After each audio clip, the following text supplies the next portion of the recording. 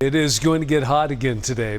So, even though we got a break from the last several days after hitting 100 on Wednesday, temperature could climb pretty close to that later this afternoon and put us back up several degrees above average for this time of year. So hopefully you were able to take advantage of those more comfortable temperatures.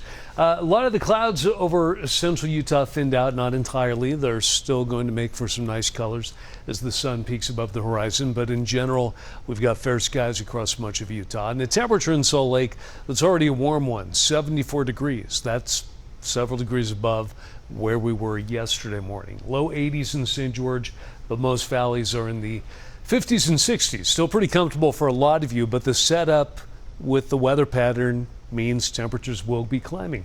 High pressures over New Mexico. There's a trough of low pressure parked over the Pacific Northwest, British Columbia in particular. That's maintaining the southwesterly flow that strengthens today, warms us up, and of course wind from that direction also leads to that high fire danger, which continues through the end of the work week. This afternoon we're forecasting 99 degrees in Salt Lake City. That doesn't put us anywhere close to our record, but it does bump it back up about 5 degrees above average for this time of year. And a lot of valleys will end up in the mid to upper 90s today. It'll be in the upper 80s in Park City and Evanston. You'll peak at 100 in Kanab, all the way up to 107 in St. George. On top of that, we'll get a little bit of moisture moving in to mainly southeast Utah. That might fuel a few isolated thunderstorms over the mountains of the central, southern part of the state, possibly eastern valleys, but very little, if any, rain expected out of that. We're going to get shortchanged again. At best, we'll get some gusty winds developing.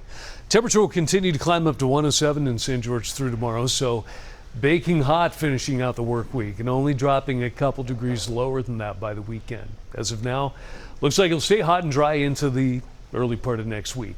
And in Salt Lake City, another hot one tomorrow, but luckily a cold front moves in Thursday night into Friday morning.